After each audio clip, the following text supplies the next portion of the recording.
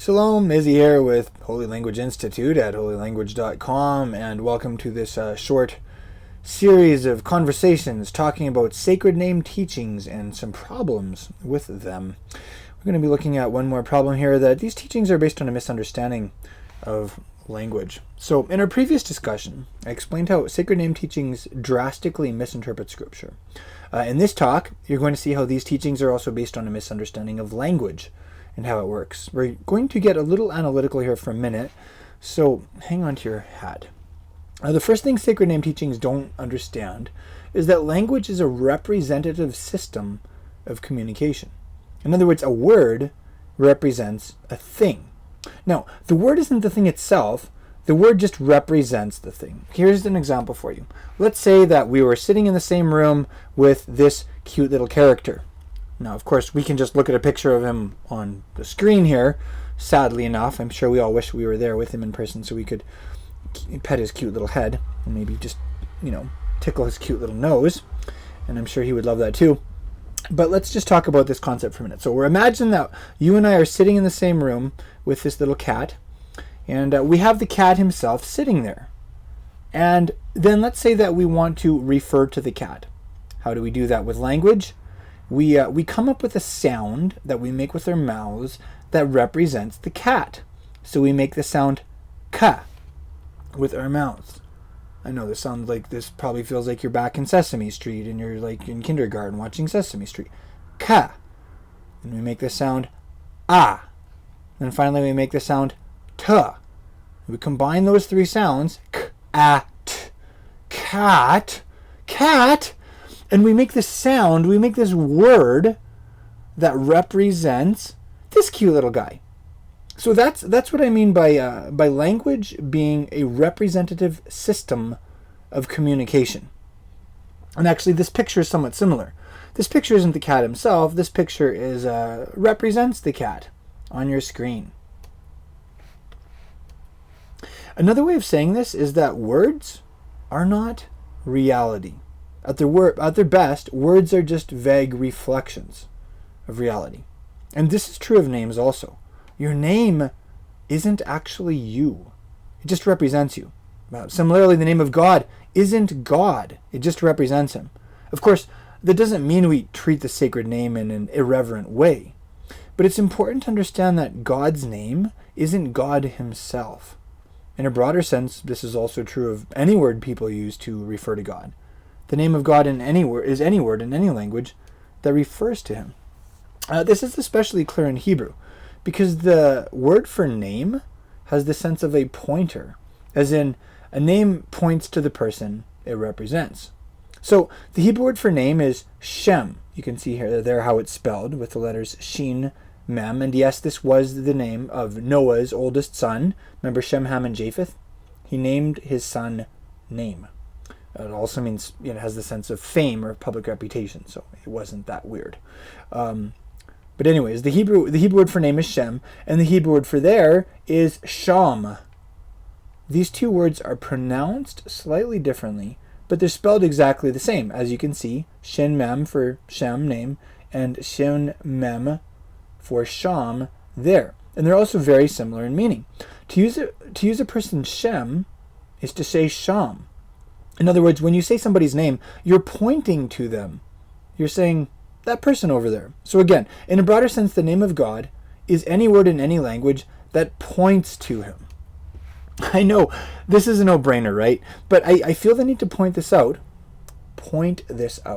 because sacred name teachings would lead you to believe that knowing God's name is knowing God. But knowing a sound in your brain, or saying it with your mouth, doesn't mean you actually know the person that sound represents. Okay, here's an example. Imagine two women.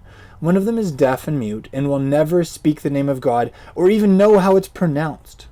Yet it's possible for her to know God on a personal and experiential level better than anyone else in the world.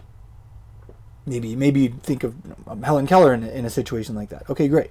The other woman says and writes the true name of God hundreds of times a day, but doesn't know him at all. Or at least it sure doesn't seem like it from some of the comments she makes on Facebook.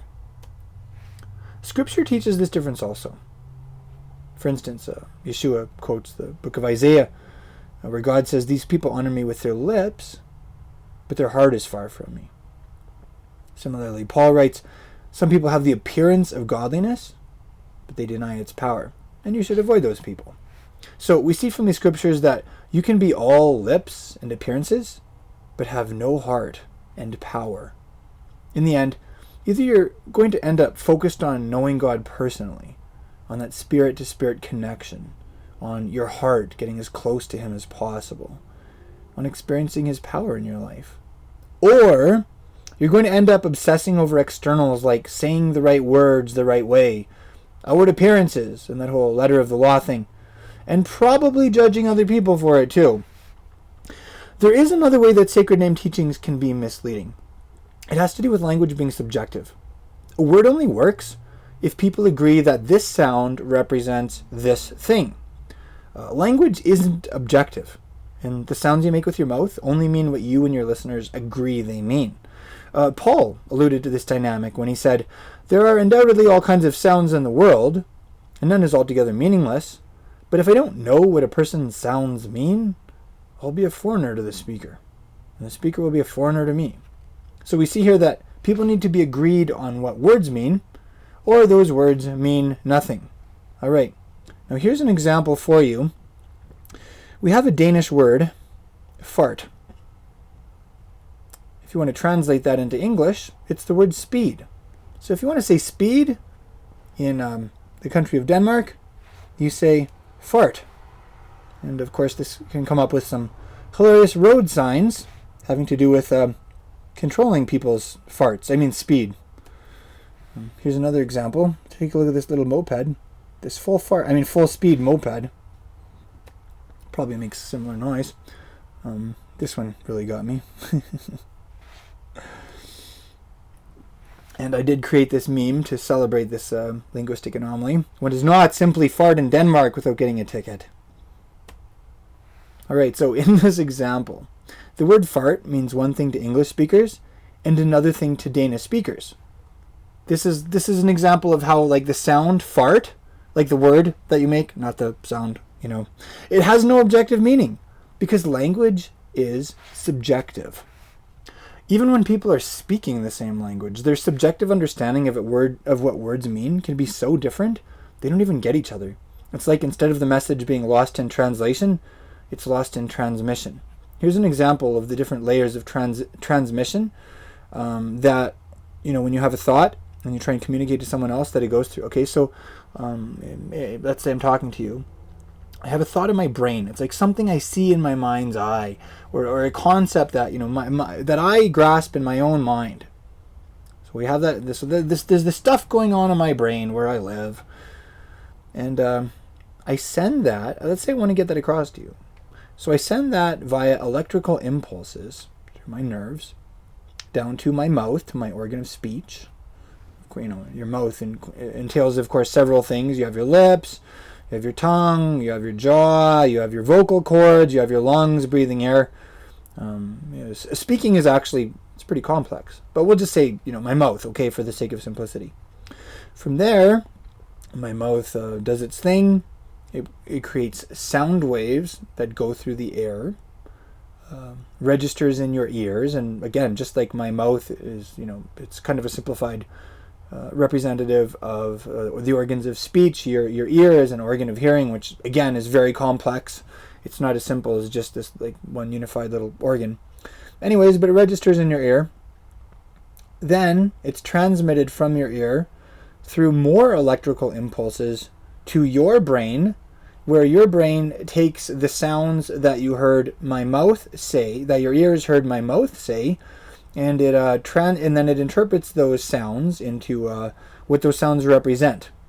So as you can see, language is actually very complex, and the process of communicating through words, likewise, it's a very multi-layered process. Actually, of course, we do it all the time, and so we just see it as this one flowing, single unified flowing process, but it's actually not.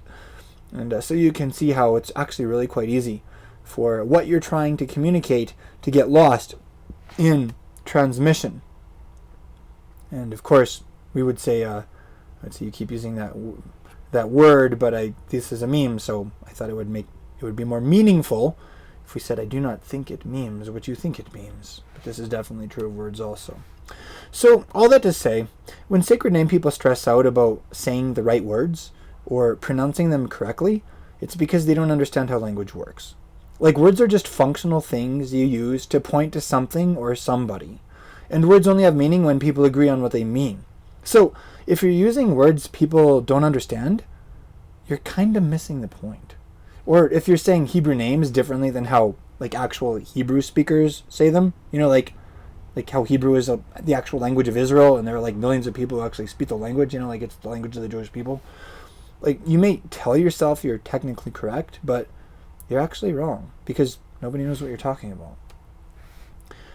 So out of the 10 problems with sacred name teachings I'm addressing in these talks, this is probably the least worrisome. In fact, it can almost be comedic when sacred name teachers make up their own version of Hebrew straight out of their infallible Strong's Concordance, which they only started using last year. But it is still a problem. That kind of sums up the idea. In our next talk, we're going to look at a much bigger problem. How the sacred name movement has become a voice for the accuser of the brethren. Dum, dum, dum. Join me for that.